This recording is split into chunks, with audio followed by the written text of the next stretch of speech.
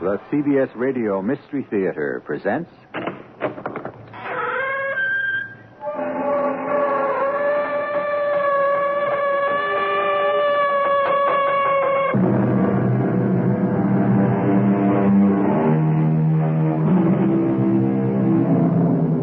Come in. Welcome. I'm E.G. Marshall. There is documentation to prove that a person's hair can turn white because of a terrifying experience. It has also been proven that a person can actually die of fright, although that eventuality is more likely to occur if the person already has a weak heart, as did Major John Sholto in the Sherlock Holmes classic tale, The Sign of the Four. Come closer, Thaddeus. I don't think I have much time left before I die. Bend down closer. I want to whisper to you the place where I've hidden the treasure. Is that it? A little more. Huh? That face! The face at the window! Don't let him in! Keep him away from me!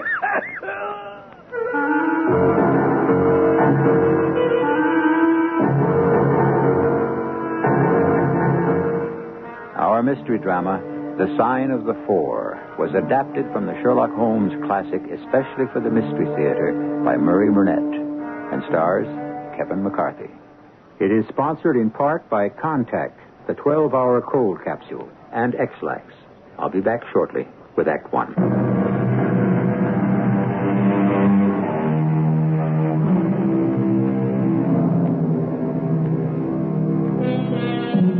A famous poem goes, London is a man's town with power in the air.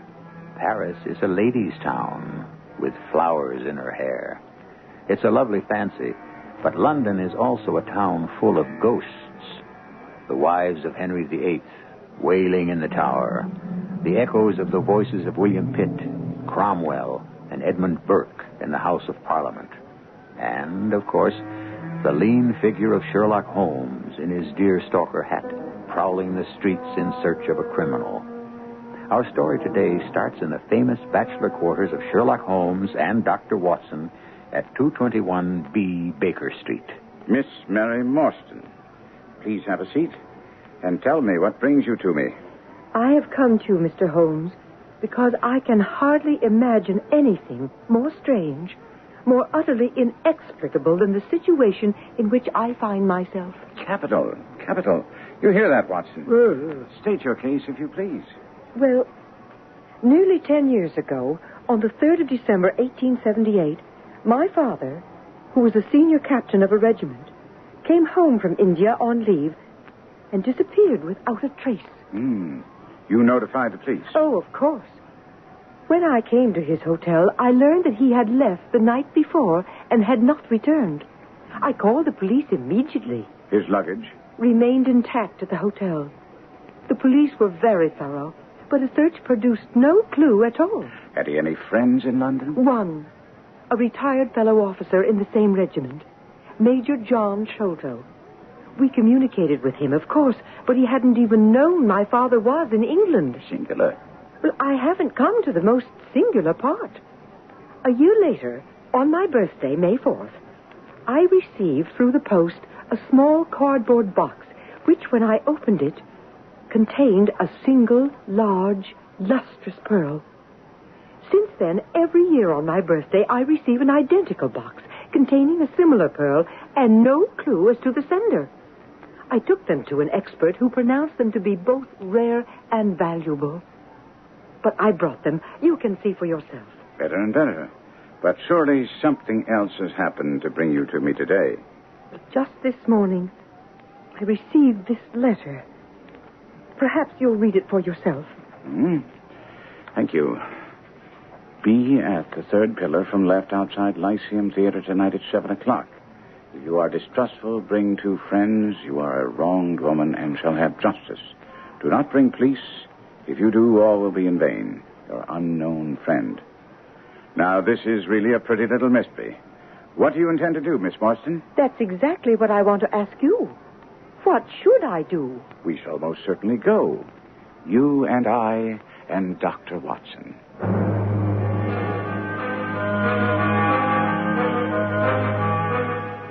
My notes show that the charming Miss Morstan, Holmes, and myself were on hand at the dot of 7 and were met by a coachman who, after ascertaining that none of us was from the police, took us up in the coach and whipped up his horse. Mr. Holmes, do you have any idea where we are going? Well, I imagine to meet the man who sent you the pearls and wrote the letter. I've examined the handwriting and find there can be no question but that the same person was responsible. Responsible for both, yes. Watson, you look closely at the address in the note. What do you make of this fellow's scribble? Oh, well, it's legible and regular, even though he's tried to disguise it. A man of business habits and some force of character. No, my dear chap. Huh? Look at his long letters. They hardly rise above the common herd. The D might be an A and the I an E. Men of character always differentiate their long letters, however illegibly they may write. There's also vacillation in his K's and self-esteem in his capitals. We'll soon see if my diagnosis is correct, because I believe we're almost at our destination. Let us descend. Your servant, Miss Morstan. Your servant, gentlemen. Pray, step into my little sanctum. Please make yourselves comfortable. I am Thaddeus Sholto, and you, of course, are Miss Morstan. And these gentlemen? Mr. Sherlock Holmes and Dr. Watson. Doctor, have you your stethoscope? Well, might I ask you to listen to my heart for a moment? I have grave doubts about my mitral valve. If you'd be so kind. And there, in that strange small room with the glossy tapestries, richly mounted paintings, and 2 great tiger skins on the floor, I listened to the strange little man's heart and found nothing amiss except that he was in an ecstasy of fear, for he shivered from head to foot. Well, Doctor, what do you find? Well, you've no cause for uneasiness. Appears to be normal. Oh, excuse my anxiety, Miss Morstan, but I'm a great sufferer, and I've long had suspicions about that valve, and I'm delighted to hear that they're unwarranted. Had your father, Miss Morstan, refrained from throwing a strain upon his heart, he might have been alive today. Oh, I was afraid he was dead. Perhaps, sir, you can tell me how he died. So I shall at once. My father, as you may have guessed, was Major John Sholto, a dear friend of your father, Miss Morstan. Now, 11 years ago, he retired and came to live at Pondicherry Lodge in Upper Norwood. Now, my brother and I were his sole relatives, my mother having died in India. All that we knew was that our father was rich and lived both in luxury and fear. He never went out alone and employed 2 prize fighters as bodyguards. Well, we'd become quite accustomed to it until the arrival of a letter from India early in 1882. He fainted at the breakfast table, and from that day, he sickened to his death. At the end of April, we were informed that there was no hope, and he wished to make a last communication to us. I shall try to repeat his own words. At this supreme moment, I have much on my conscience. First, I lied to you, my sons, when I said I knew nothing about Morstan's death. I knew all about it. But I swear it was none of my doing. Please, Father, please don't excite yourself. No matter now. Morstan and I, through a remarkable chain of circumstances, came into possession of a fabulous treasure. I brought it to England upon my retirement. When Morstan got leave, he came straight here to claim his share. His little water. Father, you don't have to tell us any of this. Save your strength. I must right the wrong I've done Morstan's girl. You see, that night he and I quarreled over the division of the Agra treasure. He'd always had a weak heart, which he'd concealed from people for years. He sprang out of his chair in a paroxysm of anger, fell backward suddenly, hitting his head on the desk. And when I stooped over him, to my horror, I found he was dead. But why keep his death a secret? Because my own faithful servant for 20 years, Lal Chowdhury, wouldn't believe me. He said he'd heard us quarreling, but that I should have no fear. He'd dispose of the body. No one would be the wiser. Oh, surely, Father, that was most unwise. Why did you You're ever... a fool, Thaddeus. I told Lyle the truth, and he didn't believe me. Now, if my own faithful servant thought I'd killed Boston, what would the police have thought? No, that was right. What was wrong was in keeping Morston's share of the treasure.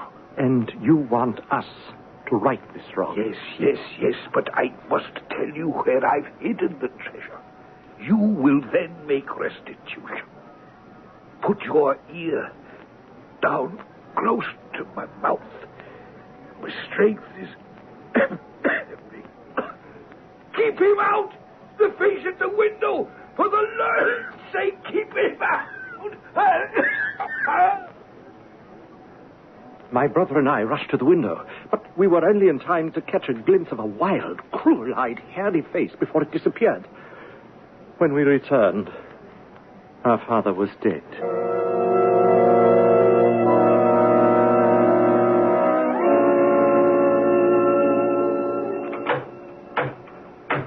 Who's there? I, McMurdo. Surely you know my knock by this time. Would seem your brother Bartholomew also protects himself against intruders. Evening, Mr. Thaddeus. But who be the others? I've had no orders about them. I distinctly told my brother last night I was bringing friends. But I ain't been out of his rooms all day, Mr. Thaddeus, and I have no orders. I can let you in, but your friends must stay where they are. If I guarantee them, that should be good enough for you. Now, you can't keep a young lady waiting out on a cold night like this. Very sorry, Mr. Thaddeus. Mr. McMurdo, I don't think you can have forgotten me. Don't you remember that amateur who fought 3 rounds with you in Allison's rooms? The night of the benefit, 2 years back. Not Mr. Sherlock Holmes. Indeed. Broad Street. McMurdo won't keep us out in the cold now, I'm sure. In you come, sir. You and your friends. Who's to tell, Mr. Thaddeus? Glad to see you. The master ain't ate a thing all day. I brought him up a tray and knocked. He didn't keep an answer. But I don't understand any of it. Bartholomew was expecting us. I suggest we go up to your brother, Mr. Sholto. There's something amiss with Bartholomew. My nerves can't stand this. Quiet. Let's see if we can rouse him. Open up, Mr. Sholto. It's your brother and some friends. Bolt it. Watson, put your eye to the keyhole and let us know what you see. Good Lord, Holmes. There's something devilish in there. What's to be done? The door must come down. Give me a hand. Right.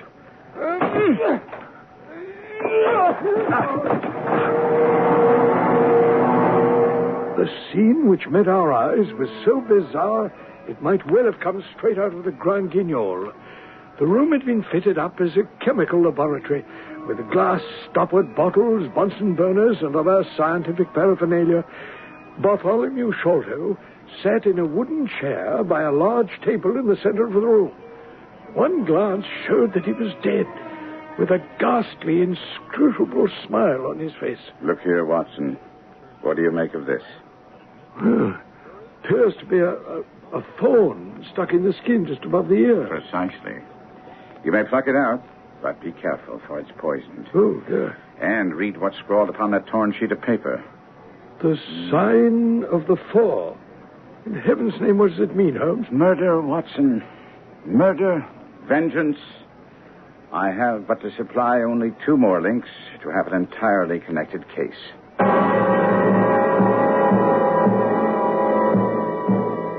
Only 2 more links, and the puzzle will fall in place? Watson has 100 questions, and I'm sure that you have an equal number that you'd like answered. They will be, as we follow the clues with Sherlock Holmes and Dr. Watson, when we continue with Act 2 in just a few minutes.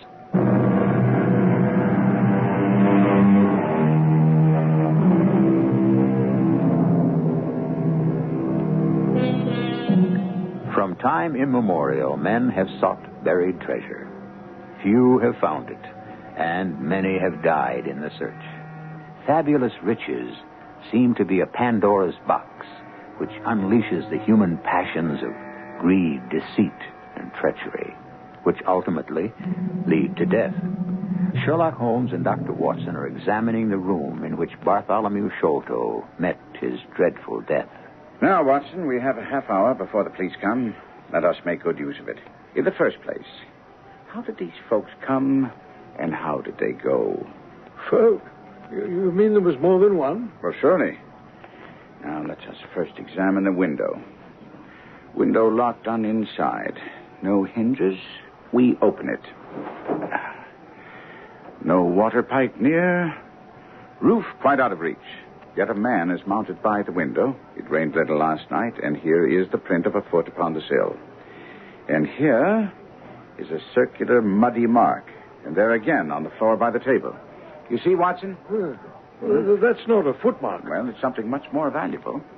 The impression of a wooden stump. Oh, come, Holmes. You never make me believe a wooden-legged man climbed up the wall and... Come here a minute. Now look out the window.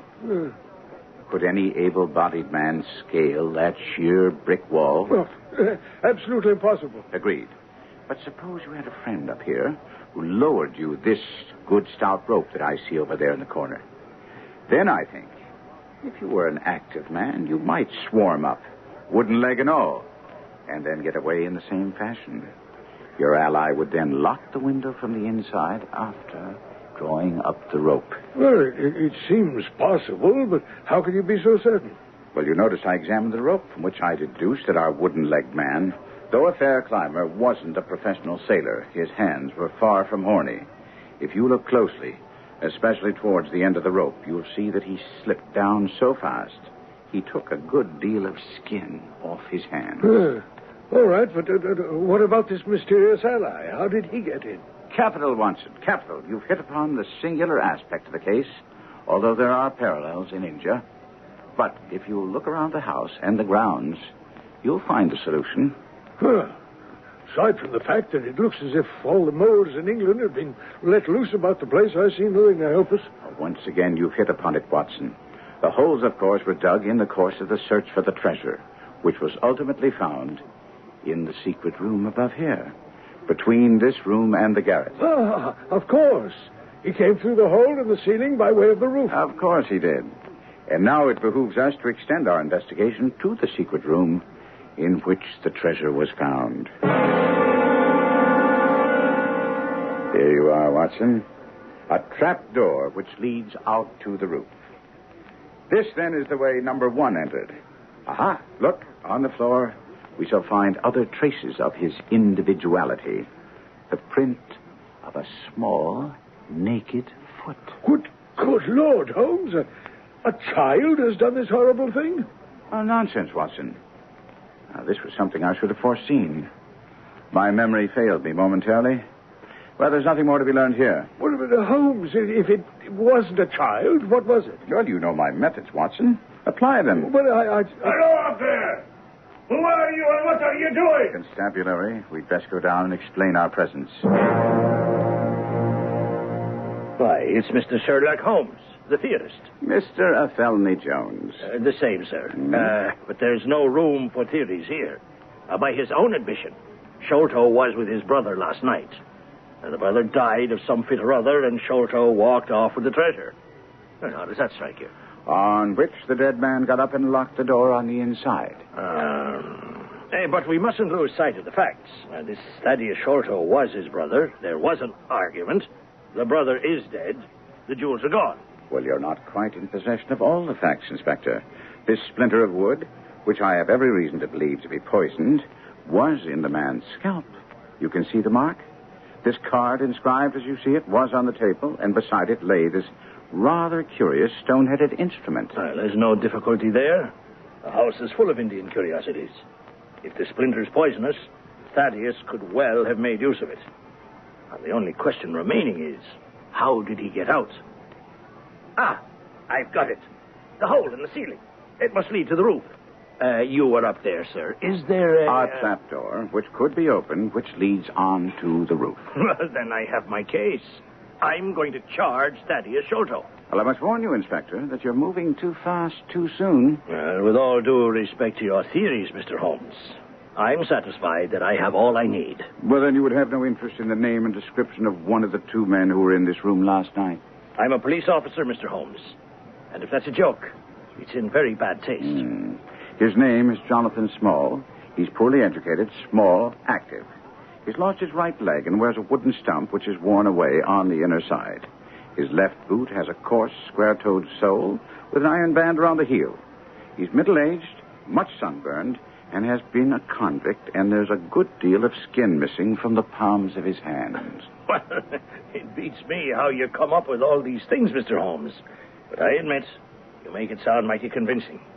How about the other man? The other man, Inspector, is a rather curious person. I hope to be able to introduce you to the pair of them before you drag poor Mr. Sholto into court. Holmes sent me to see Mary Morstan safely home and meet him back at Baker Street. There was little conversation on the ride back to her lodgings in the cab. I accepted her offer of tea. Dr. Watson, I'm truly sorry that I seem to have dragged you into a nightmare. Oh, my dear girl, don't apologize. Holmes and I, we've investigated some pretty rough cases, and besides, had you not come to us, we should never have met. It's kind of you to say that. Kindness has nothing to do with it. Mary, I mean Miss Morstan. Well, you may call me Mary. Mary, I... Yes? Well, I was going to say that you need have no fear. Holmes will get to the bottom of this. With your help. Oh, sure. Holmes is kind enough to say that I act as a sort of catalyst to him, but... I'm sure it's true. But you said something before about the case bringing us together. Was that important to you? Well, I should say... Well, you know that, don't you, Mary? Well, I thought so, but... Well, you seem changed. Well, you know, Holmes will surely recover the treasure. That will make you a very rich young lady. Oh, I'm not thinking about that. Well, I am. Why? Because it's important. Very. Not to me. And I shouldn't have thought that you were the type to be so concerned with money. At least you didn't appear that way when we first met. Yes, well, the situation was a bit different then, wasn't it? How? Well, for one thing, I had no idea you'd turn out to be such a wealthy woman. And why should that matter? Well, hang it all, Mary. If you can't see how it matters, I can't possibly explain it to you. So, well, I wish you a very good night. I left Miss Morstan's lodgings in a foul mood and went directly to our rooms at Baker Street and then to bed. I was awakened very early the next morning by the curious sound of what I was sure was a dog barking. I thought I must have dreamed it, because I knew Holmes would never have a dog in our lodgings. And then Holmes rapped on the door and called out sharply, I leave you, my dear chap. Get dressed. And be sure to put on a pair of stout walking shoes. I was out of bed, washed and dressed speedily, and upon entering the study, saw that I hadn't dreamed the dog. What's this, Holmes? Well, even you, my dear chap, can see that this is a dog. His name is Toby. He's probably the best tracker in London, and today we're going to use him to lead us to Jonathan Small. Well, with all due respect to Toby's nose, Holmes, how in the world do you expect a dog to track a scent which is at least 24 hours old? I ask you to sniff this handkerchief. Huh? Well? There's a distinctly tarry smell about it. Exactly. Now, in my investigations at Pondicherry Lodge last night, I ascertained that our small man had stepped onto some creosote on the edge of the window. If you can smell it, I have no doubt that Toby here will have even less difficulty in tracking. So, let's be off to Pondicherry Lodge and start our hunt. Just as the sun was rising, I found myself with Holmes on the grounds of Pondicherry Lodge. Holmes began to circle around the house, looking, as he put it, for a likely spot where our small man descended. Yeah, it would have to be someplace that's climbable. Uh-huh. Here's a water spout that seems pretty firm. What do you say, Watson? I can't budge it, Holmes. So it should certainly have held the small man's weight. And here's a water barrel. Here, bring Toby over here, will you? And I'll let him get a whiff of this handkerchief, and then we shall see what happens. Here you are, Toby. Smell it. Smell it. Ah, he's on the trail, Watson. Toby led us across the grounds and over to the boundary wall, whining eagerly. He led us to a break from which we could see people had clambered over the wall. Holmes climbed up. I handed Toby up to him, joined him, and then we dropped down to the other side. We're in luck. There's been no rain. The scent's still very strong. Toby should have no trouble. Hello. What's this? Well, appears to be a cigarette case. No, something much more deadly, I suspect. You see these hellish things, Watson? Yes. They're the same as the thorn we found in Bartholomew shoulder. Exactly. And mind you don't prick yourself. I'd sooner face a bullet myself. All right, old boy, all right. We're with you. Well, we're fortunate that one of those devils put his foot in creosote, eh, Holmes? Chance has given us an easy way of tracing them, but I have enough knowledge to enable me to trace them in 4 different ways. This is just the simplest. I marvel at the way you obtain your results. How, for example, could you describe the wooden-legged man to Inspector Jones with such confidence? There's no miracle there, my dear fellow. As soon as we heard of the existence of a treasure, everything became obvious.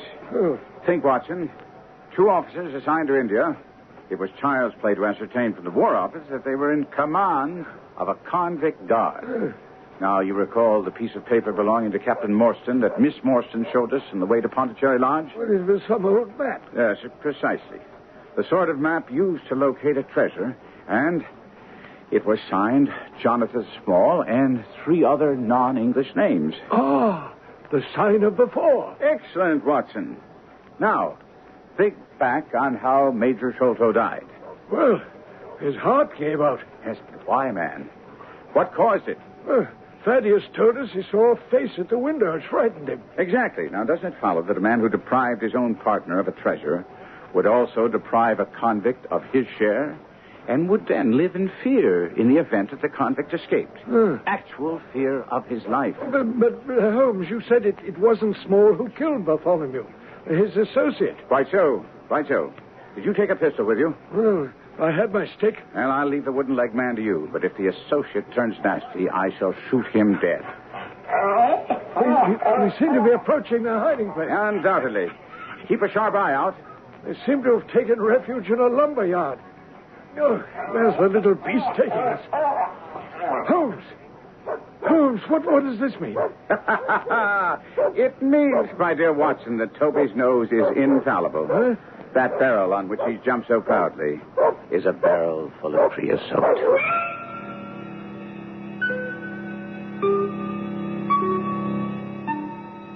In the famous Conan Doyle story, A Scandal in Bohemia, Sherlock Holmes was outwitted for the first time in his life by a woman, Irene Adler, who Holmes ever after referred to as the woman. Now it appears that the great detective has been misled by a dog. We'll return with Act 3 in just a few minutes.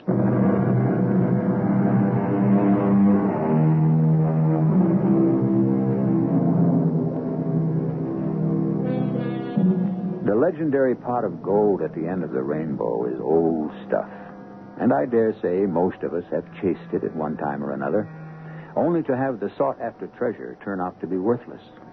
However, I doubt if any of us have had the unfortunate experience of Sherlock Holmes and his friend Dr. Watson, who, believing they'd found the hiding place of a pair of criminals and a cache of fabulous jewels, found instead only a barrel of creosote. It's obvious what happened, Watson. If you remember the place where our good friend Toby seemed to lose the trail, that must have been where 2 trails crossed. Toby just chose the wrong one. We're fortunate that it's not too far back. Come, let's retrace our steps. And so it proved. Taken back to where he'd been running in circles, Toby happily set off on another trail, which led us through Belmont Place and Prince's Street right down to the water's edge, where there was a small wooden wharf. Toby led us to the very edge, where he stood whining, looking out on the dark current beyond. We've run out of luck, Watson. They've taken to a boat here. Well, that's that then, huh? They've gotten clean away. Not necessarily. Look at that sign. Mordecai Smith. boats for hire by the hour of the day, including the steam launch Aurora. And we see from the pile of folk on the jetty that the Aurora is indeed a steam launch, and that she isn't here. Come, Watson. You just keep Toby quiet while I see if anyone's in the shack. Yes? I'd like to speak to Mordecai Smith. Oh, I'm sorry to say, sir, my man's away. I've been away since yesterday morning, sir. And truth to tell, I'm beginning to feel frightened about him. I wanted to hire his steam launch. Oh, I bless you, sir. It's in the steam launch that he's gone. And that's what puzzles me, for I know there ain't enough coals in her that would take her to Woolwich and back. Well, mightn't he have bought some at a wharf down the river? Oh, it weren't his way, sir. Besides, I didn't like that wooden-legged man with his ugly face and outlandish talk. You say a wooden-legged man? Oh, yes, sir. A brown, monkey-faced chap. It was him that roused my man yesternight. And what's more, there was steam up in the launch. Oh, I tell you straight, sir, I'm upset with worry. I'm sorry, Mrs. Smith, because I wanted a steam launch, and I've heard good reports of the Aurora. She's green with a yellow line and very broad in the beam. Oh, then it can't be the Aurora you're after, sir. Ah. She's as trim a little thing as any on the river. And she's been fresh painted black with 2 red streaks. I was all for engaging a launch and setting off downriver to track the Aurora. But Holmes pointed out what a colossal task that would be.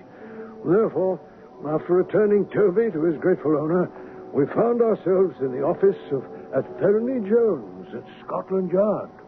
Well, Mr. Holmes, I'm very happy to tell you I've got the whole lot of them in jail now. The whole lot? Yes, the brother Thaddeus, that prizefighter McMurdo, and the Indian servant Lal something or other.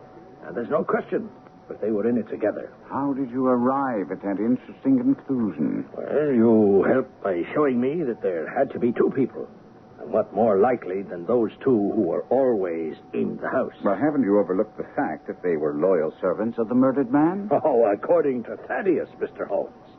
He wanted to lead us up the garden path, you see. And the motive? The missing treasure, of course. The murdered man was, by all accounts, a tight-fisted skinflint who didn't want to give up his share of the treasure to his partner. And he must have been the same way with his servants. The treasure's the key, Mr. Holmes. Mark my words. I agree with you. But I gave you the name of the man I believe responsible. And you're sticking to that? Well, we shall see, Mr. Holmes. We shall see. What brought you here, then? I'm here to ask a favor. I'd like a missing steam launch located. It's the sort of job you people here at Scotland Yard do so well. A steam launch? Don't tell me one of your clients mislaid his launch. I won't. I believe it's connected with the Sholto killing. How?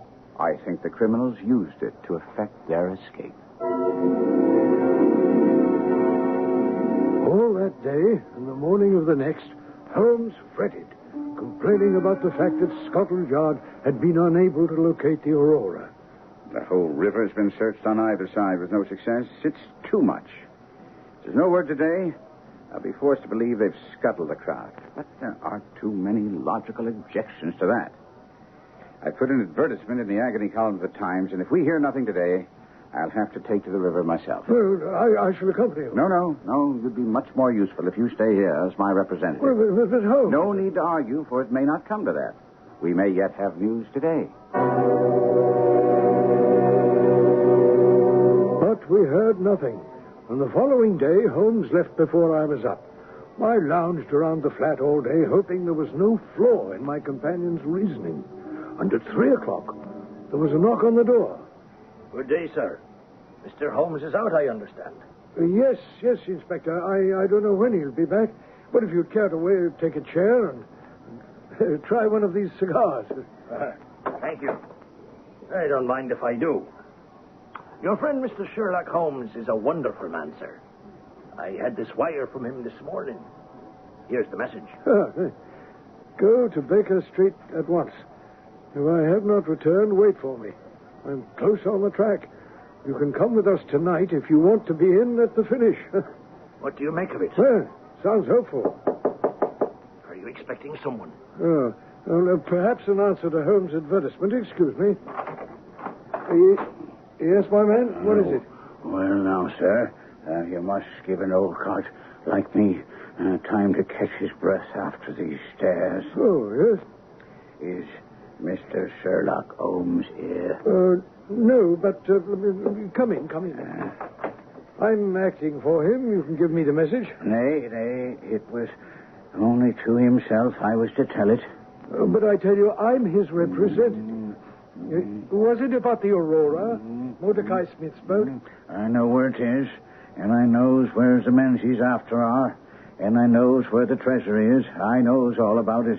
Well, then, tell me. I shall let him know. It was to him I was to tell it. I'm a police officer. You have important information, and we shall keep you, whether you like it or not, until our friend returns. Pretty sort of treatment, this. I come here to see a gentleman, and you two seize me and treat me in this fashion. Oh, now. I promise you shan't lose a penny for your loss of time. Just sit over there on the sofa, and you won't have to wait long. All right. We'll see.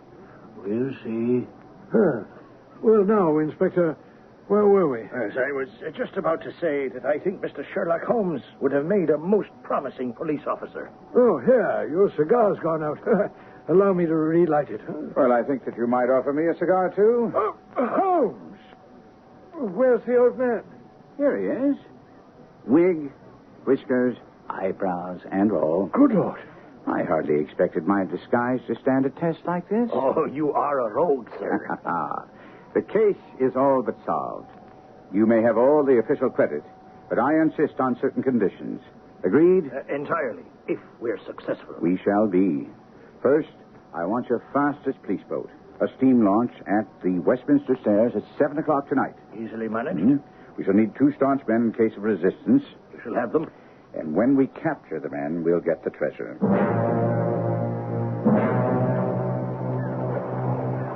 Here's our launch, Mr. Holmes, right on the dot.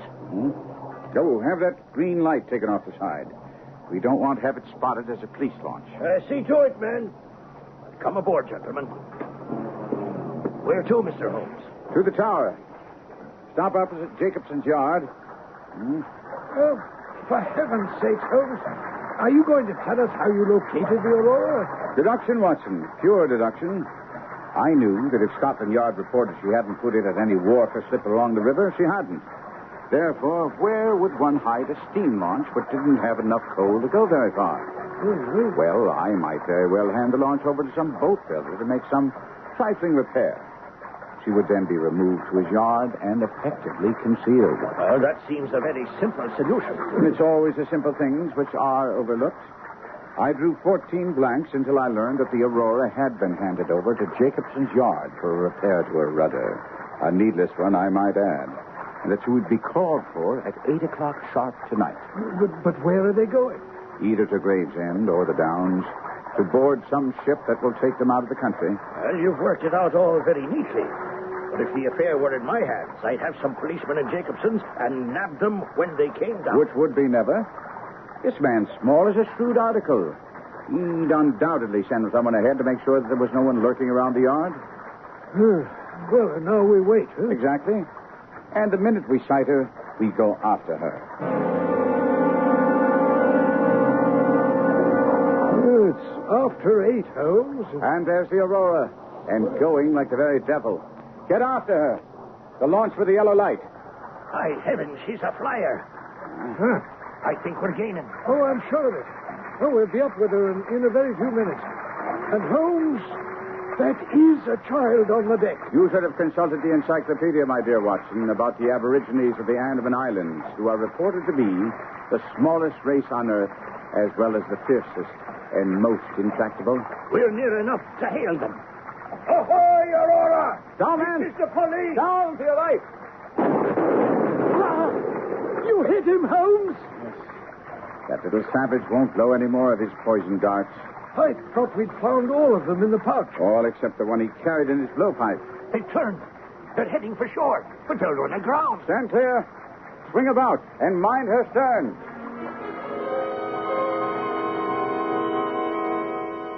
The Aurora had run aground on a mud bank. The wooden-legged man, mouthing curses, sprang ashore, but his stump sank in the mud. He was easily captured.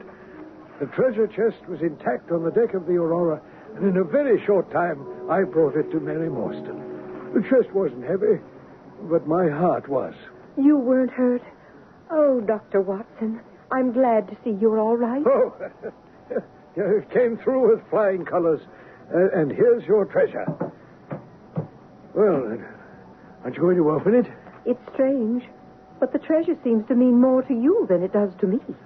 Well, I'd rather say that it means a lot to both of us. You need some help with the lid there. Thank you. Why, it's empty. It can't be. It's impossible. Would you see who that is, please? Oh, yes, certainly. Oh, Holmes, do you know that the treasure is gone? Yes. Well, do you know where it is? At the bottom of the Thames, where Small threw the gems, piece by piece, during the chase. Oh, dear. Wouldn't it have been simpler for him just to chuck the chest overboard? Well, that was a compliment to me. He told us that any man smart enough to track him would be smart enough to fish up a whole chest from the bottom of the river.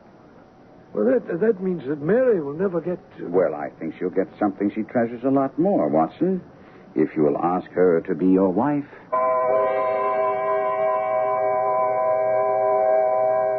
And so Doyle married Watson off to Mary Morstan, and they lived happily ever after.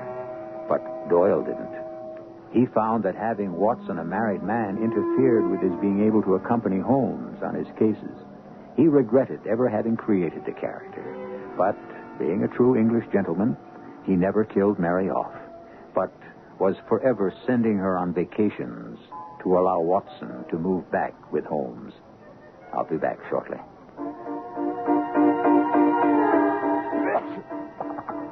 Here in my hand is a little capsule. It's Contact. It contains enough cold medicine to help relieve cold symptoms caused by every known virus. Think about that the next time you're sick. Sneezing, dripping, all clogged up. Then let us help you with real medicine, like Contact. We're number one in the whole world. Give your cold to Contact. Real medicine for real cold. Take only as directed. I guess I'm lucky. My family's always been healthy. Oh, a touch of constipation now and then. But we've got X-Lax for that. When you need a laxative, shouldn't your first choice be the one more families buy than any other? That's today's X-Lax. Families like the chocolated taste. You'll like the way X-Lax works, gently overnight for relief in the morning. Next time, make gentle chocolated X-Lax your first choice for occasional use only as directed. We've always been healthy, and X-Lax is part of that.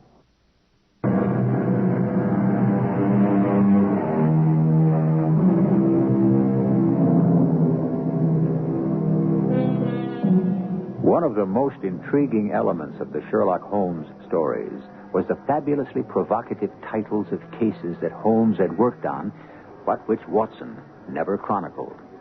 Years later, Doyle's son and John Dixon Carr collaborated on writing some to fit the titles. But the most tantalizing title of all has never been attempted. That title is The Adventure of Ricoletti of the Clubfoot and His Abominable Wife. Now, there's a title that conjures up all sorts of deviltry. Maybe one of our Mystery Theater writers will come up with a story to fit it. Our cast included Kevin McCarthy, Court Benson, Jackson Beck, Earl Hammond, and Joan Shea. The entire production was under the direction of Hyman Brown. Radio Mystery Theater was sponsored in part by Buick Motor Division. This is E.G. Marshall inviting you to return to our Mystery Theater for another adventure in the macabre. Until next time, pleasant dreams.